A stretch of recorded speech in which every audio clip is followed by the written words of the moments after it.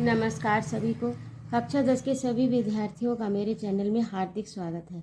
आज मैं उपस्थित हूँ आपकी संस्कृत गद्य भारती का नवमा पाठा जीवनम निहितम बने, यानी वन में जीवन निहित है। और आपको बता दूं कि मैंने अन्य पाठों की तरह इस पाठ को भी कई भागों में बांटा है। तो आज इसका पहला भाग है, क्योंकि पाठ आपका काफ़ी लंबा है, एक वीडियो में इसको आना संभव नहीं। तो आइए प्रारंभ करते हैं पाठ को बिना विलंब किए। वनम इति शब्दम श्रुतमात्र एवं कमपि दरम आदरम वा मनसु कुरुते, यानी वनम, वन ऐसे शब्द को सुनकर, वन शब्द को श्रुतमात्र सुनने मात्र से ही, एवं कमपि दरम आदरम वा मनसि कुरुते, दरम यानी भय और आदर मन में उत्पन्न होता है। वन शब्द को सुनने से मात्र से ही मन में भय और आदर उत्पन्न होता है। तत्र सिंह व्याघ्रादेव भयानक हिंसका, वहाँ पर, तत्र माने वहाँ पर, सिंह व्याघ्र आदि भयानक हिंसक पशु अजगर आदि, यानी वहाँ पर सिंह व्याघ्र आदि भयानक हिंसक पशु अजगर आदि, विशालाश यानी अजगर आदि बड़े बड़े सरीसृपा सर्प बसंती, सर्प रहते हैं। निर्जनता तो तादृशी, और निर्जनता तो वहाँ की ऐसी है कि यत छाया माप आपदि निपतित से जन से आर्तः स्वरो मानव कर्णे प्रविषेद इति। फिर से देखिए कि वहाँ पर सिंह व्याघ्र आदि भयानक हिंसक पशु अजगर आदि विशाल सर्प बसंती बसते हैं, रहते हैं।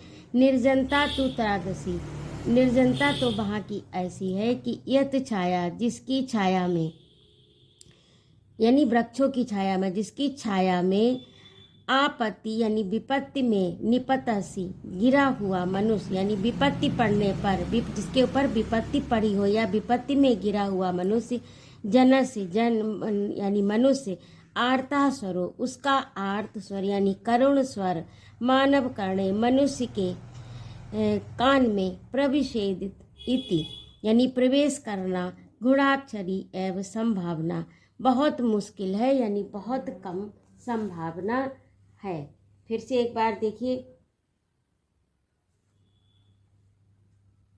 कि मनुष्य के कान में, वहाँ निर्जनता इस स्तर की है, वहाँ निर्जनता इस प्रकार की है। निर्जनता का अर्थ होता है जहाँ पर निर्जन से तो आप लोग समझते हो कि जहाँ पर जन नहीं है, तो इसीलिए यहाँ पर निर्जनता का प्रयोग हुआ। वहाँ निर्जनता इस स्तर की है कि उसकी छाया में बैठे आपत्तिग्रस्त मनुष्य का करुण स्वर, आर्त स्वरों, मानव कर्णे, मानव के कर्णे माने कान में प्रवेश कर जाए या कान में पड़ जाए, ये एक संयोग की बात है। इसकी संयोग से संभावना हो सकती है, अर्थात मानव कान में, मनुष्य के कान में विपत्ति में पड़े हुए मनुष्य का वन में रोना, दूसरे मनुष्य के कान में पड़ना बहुत ही कम संभावना है। यानी संयोग से ही इसकी संभावना हो सकती है कि मनुष्य के कान में उसकी विपत्ति का, उसका करुण स्वर पड़ जाए, नहीं तो नहीं होती, क्योंकि वहाँ पर इतनी निर्जनता होती है। प्राय सस्तु सा वन गहन एव विलीयते नीति, प्रायस्तु सा वन गहनम एव विलीयते नियति, और उसमें वन की गहनता में ही उसका स्वर जो है वो स्वर विलीन हो जाता है।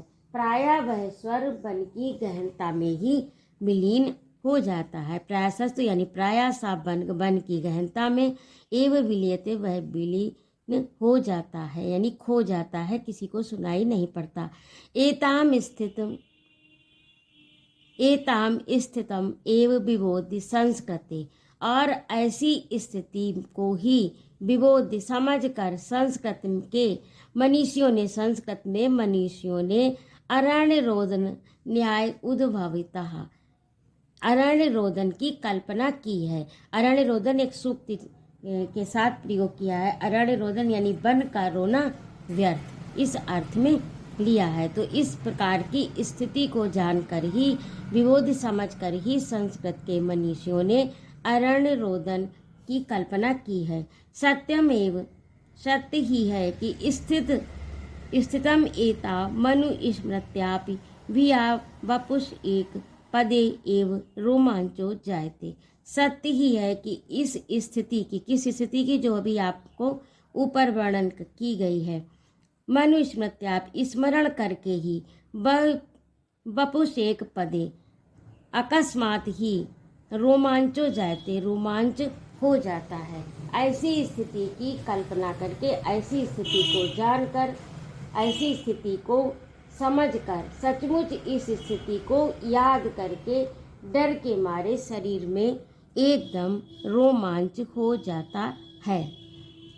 परंतु अस्माकं न केवलम भौतिक प्रत्युते, किंतु अस्माकं, हमारी न केवल किंतु हमारी केवल भौतिक बल की, प्रत्युत बल की, सांस्कृतिको अपि, सांस्कृतिक भी विकास है, सांस्कृतिक विकास भी।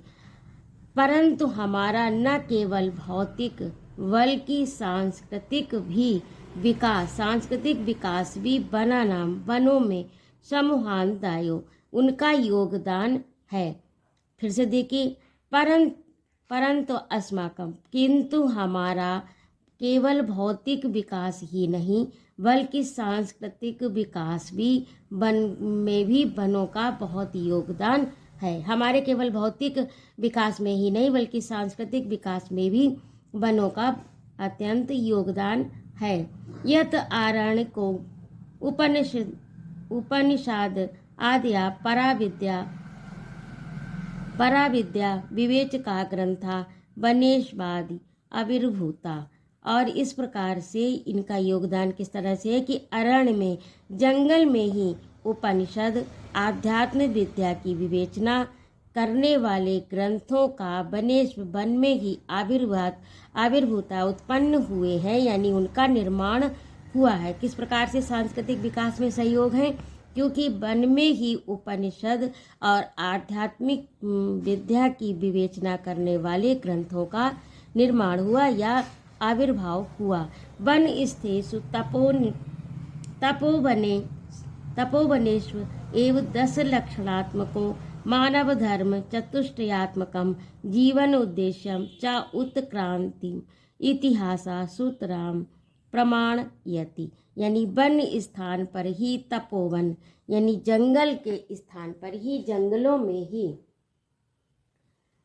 वन में स्थित तपोवन में ही हमारे 10 लक्षण वाला मानव धर्म, 10 लक्षणात्मक यानी जंगल में स्थित तपोवन में ही 10 लक्षण वाला मानव धर्म, चतुष्ट पुरुषार्थ यानी 4 पुरुषार्थों और जीवन का उद्देश्य, चा उत्क्रांतिम इतिहास उत्तराम प्रमाणयति। और ये इतिहास ने प्रमाणित कर दिया है कि वनों के तपोस्थल, जहाँ पर तप, ऋषि मुनि, आपने पढ़ा होगा ना इतिहास में कि ऋषि मुनि वहाँ पर तपस्या करते थे, और उस तपस्या के, उनके खोज के, उनके अन्वेषक के कारण 10 लक्षण वाला मानव धर्म और चतुष्टयात्मक जीवन का उद्देश्य उत्पन्न हुआ। यानी जो सनातन धर्म में 4 पुरुषार्थ बताए गए हैं वो इसी में उत्पन्न हुए हैं।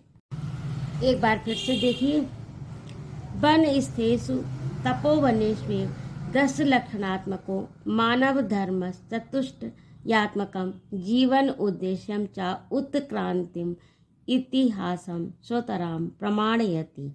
यानी वन स्थलों में, जंगलों में, तपोवन में, तप स्थल पर 10 लक्षण वाला मानव धर्म और 4 पुरुषार्थ वाला जीवन उद्देश्य भी प्रकट हुआ है।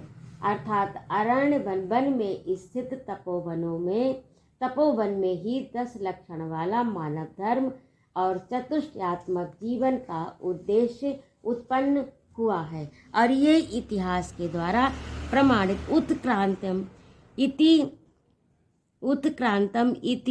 हासः सुतरां प्रमाणयति। यह इतिहास के द्वारा प्रमाणित हो चुका है। तस्मात् वनेषु अस्माकं आदरो अपि, और इसीलिए वनों के प्रति हमारे सबके मन में आदर भवति होता है। प्राक्तन अस्तु वनम बिना जीवनम न परिकल्पितम, और पुराने लोगों ने यानी प्राचीन मनुष्यों ने वनों के बिना जीवन की परिकल्पना ही नहीं की है। यानी इसीलिए वनों के प्रति हमारे मन में आदर होता है। और प्राचीन मनुष्यों ने यानी प्राचीन विद्वानों ने, यहाँ पर मनुष्य नहीं, यहाँ पर विद्वान सही शब्द होगा, यहाँ पर प्राचीन विद्वानों द्वारा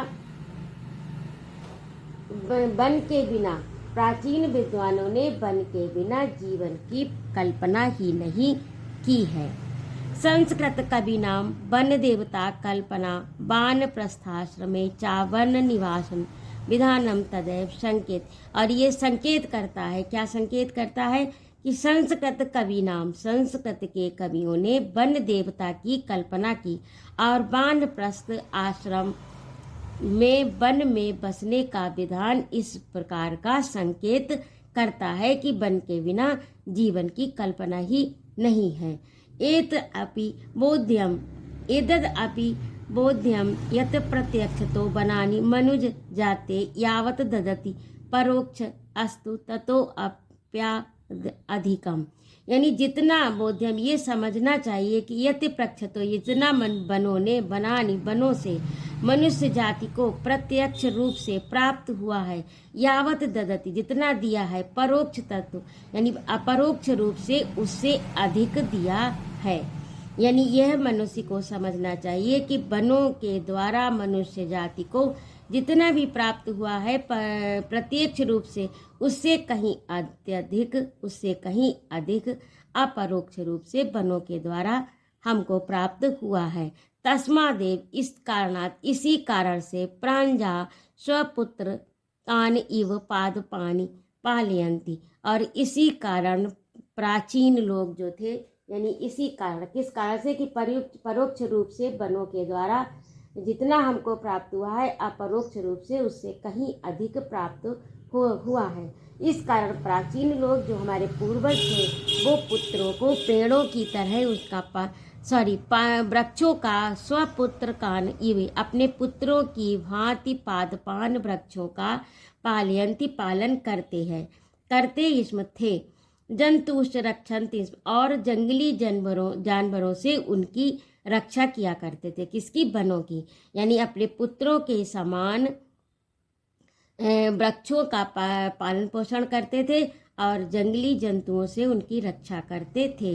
अजर तेषामता संगतम आसीत, अजर माने ये जो उनका संगम आसीत, संबंध है, तेषाम तय, उनके साथ जो इनका संबंध है, किनका? जंगलों के साथ, वनों के साथ जो मनुष्य का संबंध है वो कैसा है? अजर, यानी नष्ट ना होने वाला, अर्थात अटूट संबंध वनों के साथ मनुष्य का है।